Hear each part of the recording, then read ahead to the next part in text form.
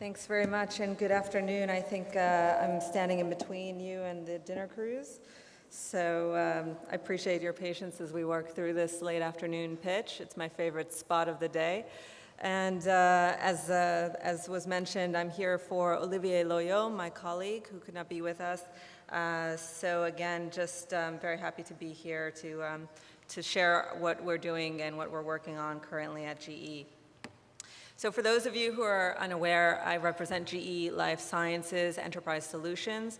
To give you an idea of where this fits in the grand scheme of things, Life Sciences sits within GE Healthcare, and we're focused on delivering the tools, services, and solutions for drug discovery, for development, and for manufacturing.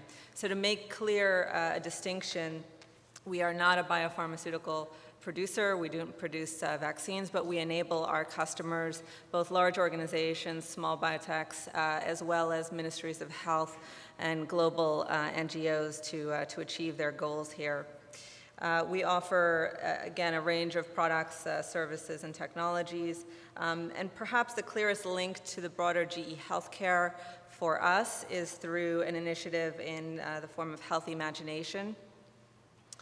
Health Imagination is our organization's focus on delivering better health, and it provides us with really a framework. It helps to define how we will increase access, deliver better quality, and reduce our costs on a global scale for our customers. And so how we actually achieve this is our primary focus areas.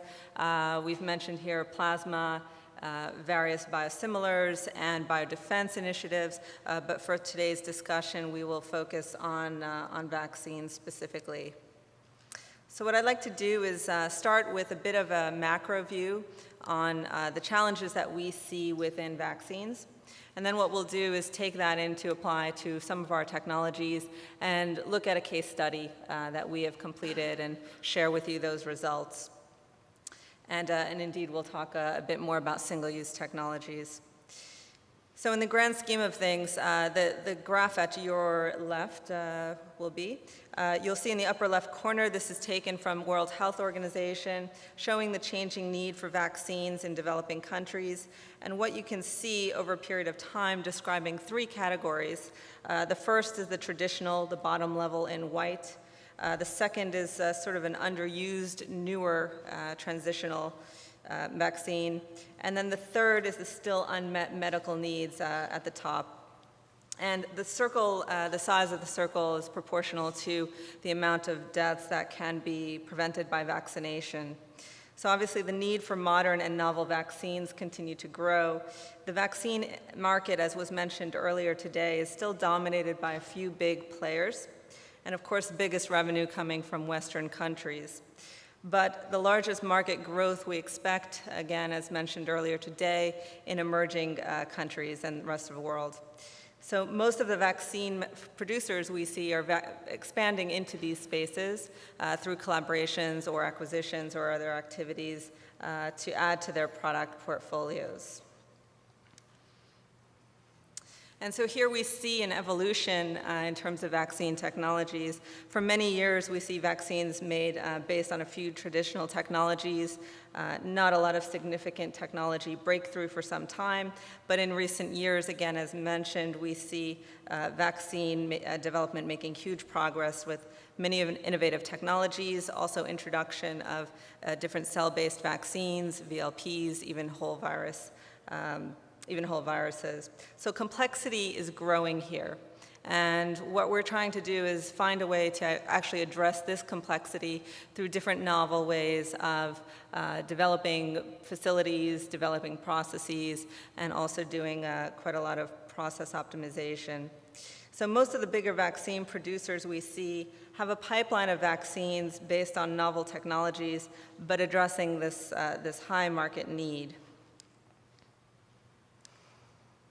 And here what we do is take a look at immunization challenges and goals through affordability and also looking at some of the unmet medical needs that we see in the space. So at the bottom of the triangle here, we see traditional basic technology.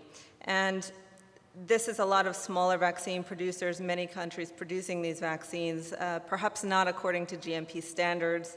And in the middle of the triangle, you see still underused areas due to their complexity, their newness.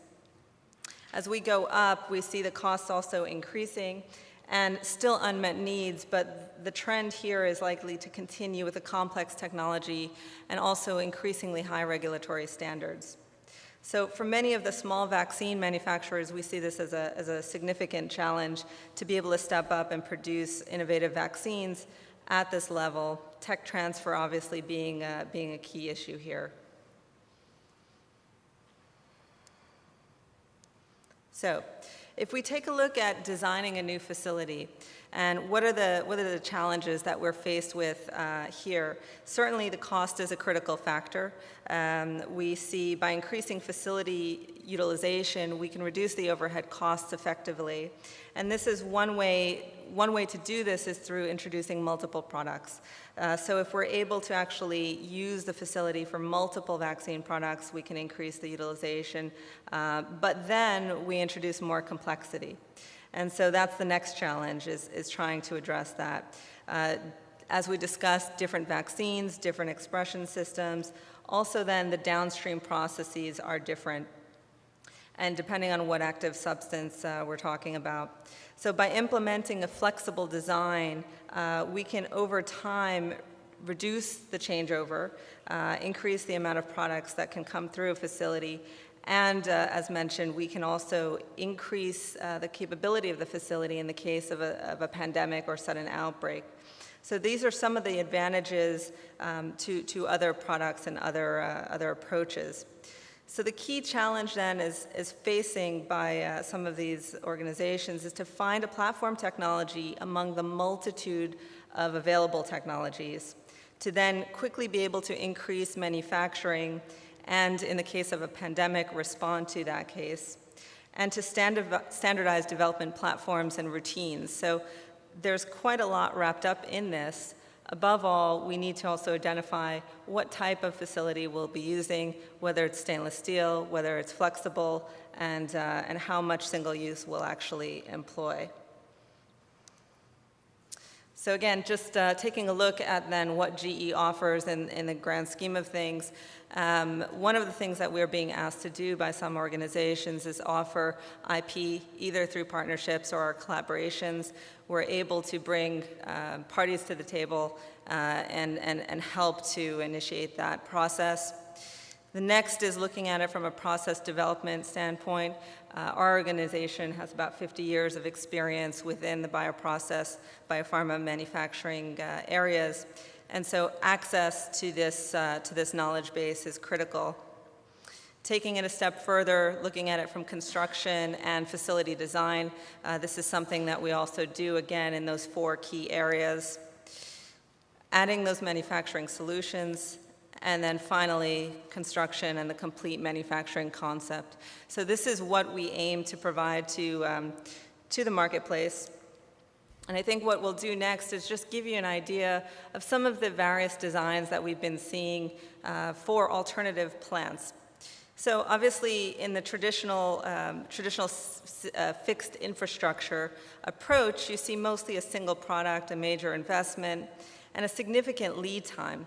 So this really effectively limits your flexibility in a facility, and also looking at overcapacity. So you're not quite making the best use of your capacity. Today's reality has become more of a hybrid of the fixed infrastructure, employing single use where it's possible. But we do see a trend going into a predominantly disposable facility. And what we see here is advantages, obviously a multi-product facility, reduced CapEx and OpEx, and it's rapidly scalable. So taking a quick look at this, from stainless steel to ready to process, at the top what you'll see is a traditional process from a cell vial all the way through to chromatography and sterile filtration. And what we've done is actually applied all of the single-use products and equipments that are available actually to supplement. And so taking this a step further, what we decided to do was identify a case study here where we were able to conduct a cost efficiency for multi-product facility comparing two different facility designs. And what we did was take both designs as hybrids, but one is more traditional, using disposable bags, only for buffers and for medias. The other one is disposable in all possible process operations. So our team, enterprise team, actually recently endeavored to create this conceptual design for two-product vaccine facility. And this was for the production of bulk vaccines. One was a microbial, and the other was a flu vaccine mammalian-based process, although we could also consider this for insect cell process if necessary. So for us in this process, flexibility was paramount. The concept was structured around a multi-product capability, so 2 products here, but we could actually apply this for 3 to 4 products. And in addition, what we did was look at cost constraints and cost estimates in line with several different geographies. So what we did was took both a developed nations and an emerging countries approach here, with adjustments and planning around clean water access, construction, permitting process, and so on. And so here we see the results of the study. At the left, you'll see the conventional facility, the stainless steel, predominantly stainless steel, again, using single-use bags and, for buffers and for media. Obviously, a higher footprint, obviously, higher capital equipment costs, and overall CapEx for this particular geography. And this geography that was identified was actually for India. This was $53 million US. In a hybrid facility where we really employed as much as possible single-use technologies, we, as expected, saw higher consumable costs, but a much shorter lead time to build and start up. And in addition, we saw a slight increase in terms of the footprint necessary for the warehouse, but the process areas were actually reduced in scope. So a change in about 37% between the two options. And for reference, we'll just show a quick scan of the facility here with a short supply corridor, main buildings, central utilities, and so on. One thing we did note, actually, we did not include fill and finish. The customer in this case asked us to consider contracting this out. So on the production floor layout, this just gives you a clear view of the difference between the two lines, the microbial and the mammalian manufacturing line. And here, just a summary of the results. Effectively, everything was taken into account, including depreciation and interest.